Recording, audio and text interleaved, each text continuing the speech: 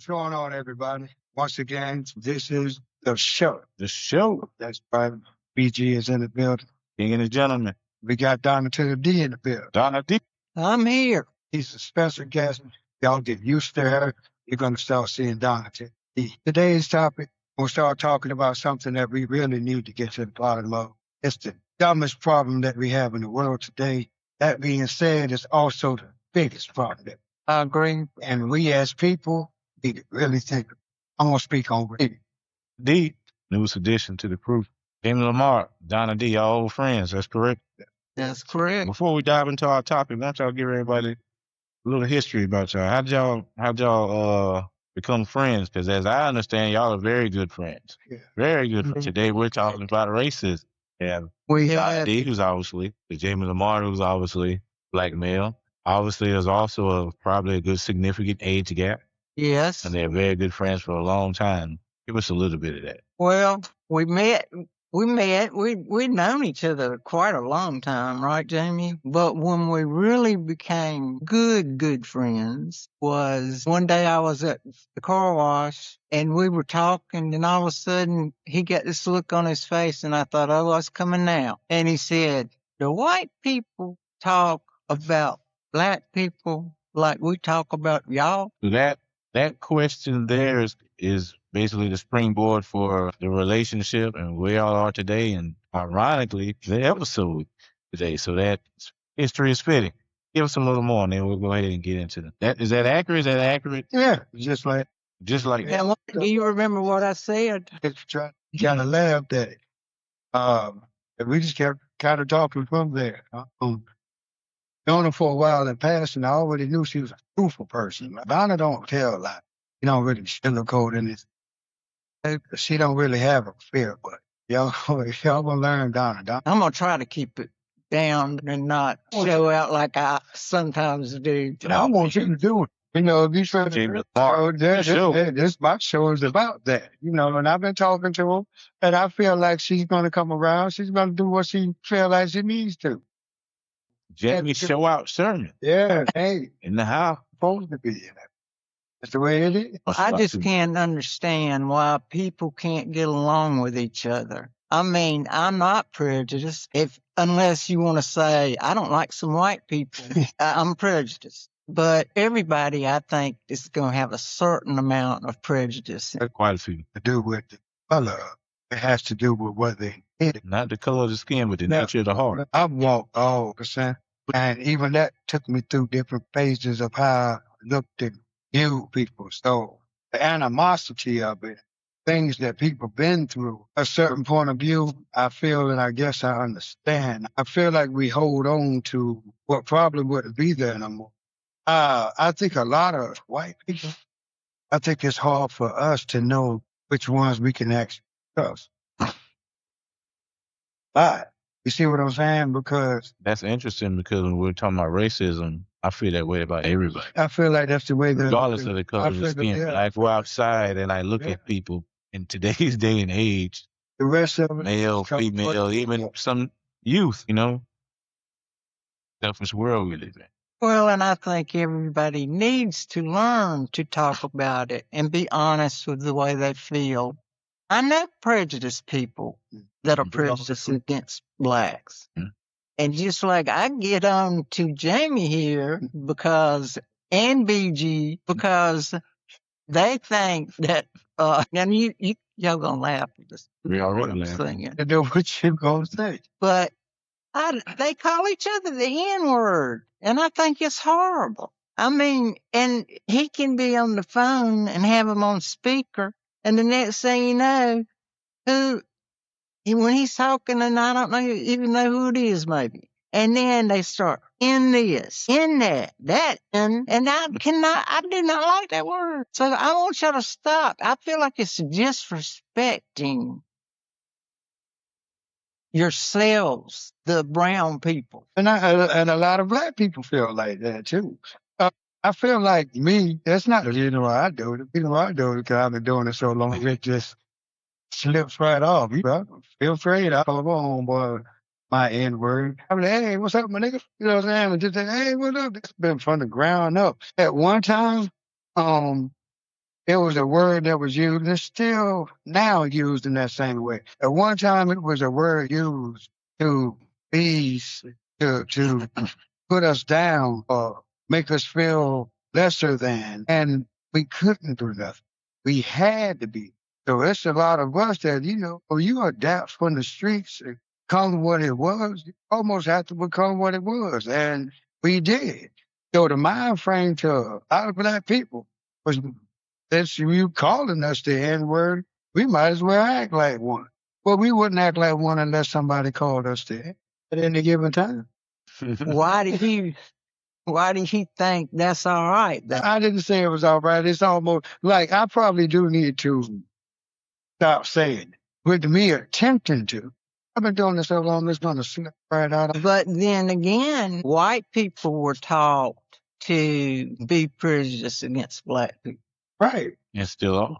right, Right. We got seen that played out in politics. right. Some of the events that have happened over the past year. That's right. But I would like to bring this up. My child went to a school off of Broad River Road, Sandal, and we lived on Broad River. And the parents apparently really taught their children lots of prejudice. You talk about Because- black people. Right, the black parents taught their kids a lot of prejudice because they were very racist in what they said and they would say, like, and my daughter didn't know any prejudice, and I didn't like it that she was learning these things. She'd come home, first time she met a biracial child, came home and she said, Mama, she said, there's a tan boy in our class. She didn't know. She didn't know any kind, she thought Indians were in the parade and it was the blacks, the good bands, and they were getting it on going down the street when we go to the Christmas parade. And she said, look at the Indians. I mean, so from a white person's perspective, it's, to me, you can think anything you want, but you got to come together and quit being that way. I mean, don't have my child learning racism. It's still being taught today. Right. Definitely. I stay away. Next time, he was neighborly enough to get you off the side of the road. Right, how he felt about this, that, and the third, or whatever. Like in Colombia, they passed a law or whatever they did to take the rebel flags off the bill. I remember back then wishing they would let them still fly because at least then we knew where not to go. See, this is a new restaurant. We want to go try it. And the owner might be somebody who would have put a rebel flag on it. Put the other one down the street. Some things is meant to be known. Because now it's like a guessing world, and that goes back to the trust thing that I'm talking. Feel me? Racism is dumb, yo. It's just retarded. And I meant to use that word. Down syndrome with it. It's crazy. You're going to not like somebody because of the color of the skin they were when they popped out. That's the reason why you're better than them. That's the reason why you hate them. That's the reason why people get fired from jobs and they really do nothing wrong. It's the reason for so many problems in the world today. It's the reason why we don't have a cure for AIDS by now, because you had somebody over here that knew this part. You had somebody else over here that I feel like might have got that part. And these people never got to talk to each other because of this segregated world we keep together with. I had parents that didn't raise me like I had a mom and dad that wouldn't allow me to. You know what I'm saying? Mm-hmm. I grew up with hobbies, boxing, running track, kicking around, skating rink. So if you were somebody who would get down with me and do what I'm doing, I'd go do it with you. Mm-hmm. And I want to go skating. I want to go skating too. Well, let's go. I wasn't saying he's never been. That's crazy. And I'm sorry. I done been through a lot of trials. I done been through a lot of tribulations. A lot of y'all know my hurt. Y'all know my pain. Y'all know my story. Feel me? All the way down to get shot in my face crawling around trying to get it. It was black people did stuff to me. I say that. I know a lot of white people that helped me out. Anything I have ever been through that was like life-threatening or serious, I feel like black people did it to me. I'm going to keep true. I actually waited for a very long time. We talked about doing racism stuff when we first kicked the podcast off. We was like, because we want to impact. I'm not doing this just to be on TV. I don't like, somebody got to do something, y'all. And if I got to be the voice to do it, I'm going for it. In that vein, with transition, like thing I think a lot of folks will agree with is even the way we do business with each other is worse Right, than how we do business with other races. right. It's insane, man. We really try to get over on one another. Like, where's the unity? We can't even do good business dealings together. We wanna raise arms when other races are doing things to us. So, Even that is systematic. I mean, it's a reason why black on black crime is it. It's a reason why. Because even when you get to the system, the less amount of time you can get. Go out there and clap somebody black and and be out in 5, 6, 7 years, back out. Let somebody black go out there and shoot, kill somebody white. You gonna catch about 15, each 20. So if I'm gonna rob somebody, I'm gonna rob somebody with my punishment because our mentality is already how we feel, and we feel like, don't know, we can die now. But they get mad at us when we start feeling that way. But we need to know who to be mad at. I do not walk around these streets on a day-to-day basis if a certain race is something to me or I'm better than a certain race. I'm more superior than a certain race. Well, personally, I think black people are more racist than white people because of some of the things that go on. Everything's all it blames on everybody. I say what I think. a lot of racism black community comes from racism in the white community. We got to establish that first. That's just a fact. I feel like That's it's not just as much. That's not all of it, but we got to realize if you got a lot of black people that work extremely extra hard generations before to get to where they are today, and the things that they had to go through. And I can reference my own father in a story, just like I always tell, like you get to a certain point and you put in your child, like, hey, may not even start as racism, but this is what you're gonna have to go through. I went through that conversation. You don't worry about your people right now. You got to worry about them in this education system. That's kind of where he put me at with books and learning and things of that nature. But I know that there are some that probably even go more than that. As far as aggression towards white people, doing things towards white people, but when it comes to overt racism and doing things because of race, it's not even about being instilled right now. It's about it's white more than black. Definitely. Black people don't in their hearts might feel a way, but we don't go out and do things to white people because of the color of their skin. There's definitely more white people that will overtly go out and do things against black people because of the color of their skin. In different ways, I don't agree. You may not. We'll break into each other's house, but you also have black people that will target white. I feel like the racist thing comes from an instilled feeling, because just like I was in a conversation with somebody recently. I was talking to him about getting a treat, and he came out and he was like, "Man, I remember back in the day, this area right here, that me and him was the only people outside. We both were black." So he was talking to me like he would talk, and he was like, "Yeah, man, hey, I had to realize something." And he had left before it dawned on me, the way he said it. He was like, "Man, back in the day, man, sure. I'm talking about way back, 35 years ago, man, this whole area, right? And he was like, even today, man, sure. They the nice." That's how he was saying it. He wasn't saying it it was crazy. He wasn't saying it in a bad way, like he was calling them.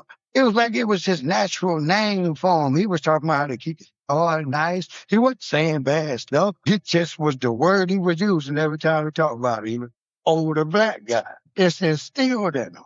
Because right before him, or maybe 1, 2 more generations up, he might have would have almost been a slave. Slavery wasn't that long ago. We look at it like, man, that was way back. Not like that. If you really think about it, like your granddaddy's granddaddy somewhere.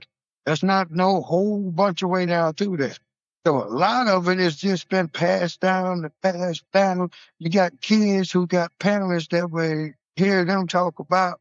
Then it's instilled from the ground up. Listen, still, that's not what I was referring to. She had made a statement Okay. about And I was more races, you know, and I she feel felt it's like a dab.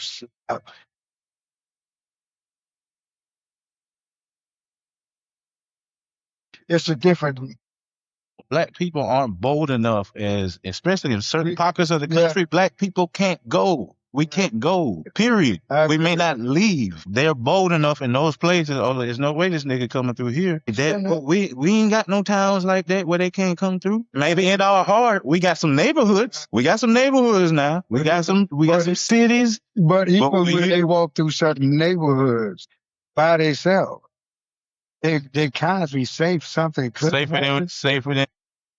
Because if you start that tool and get caught, you're done. going to prison. You done. They're going to do it. You ain't got no judges in your pocket. You ain't got no masons in your pocket. You ain't got no troopers in your pocket. It's different in this Go out there and do it. Make with it the level of racism. if they catch. Oh no, in the heart, but the way the system is set up, we can't be as overtly It's not just racist against white. It's not. If somebody black does something to an Indian man who like owns a gas station, then if we do something to somebody Arabian, oh, you ain't said that one yet. they're not do nothing to nobody Jewish. Oh, that one too. You ain't said the other one yet. Remember Georgia? Us. Remember Georgia with the Asian lady when Biden was in office? Yeah, any other race but us. But if you turn around and do it to us, don't do that no more. And you're going back out there and live the rest of your life, and you try not to do that no more. You can do it again and breathe again and get back out again. It's almost like they said, let's get him out there one more time. Let's see if he get one more. Can I break in there? Give him time. When you're going to have to quit talking when I go to say something. You know I forget things. Yeah, excuse. Oh, God, I forgot what I was going to say. What will we say? Well, she can take her time to remember because we got to wrap this up. We coming right back. Right back. We appreciate y'all.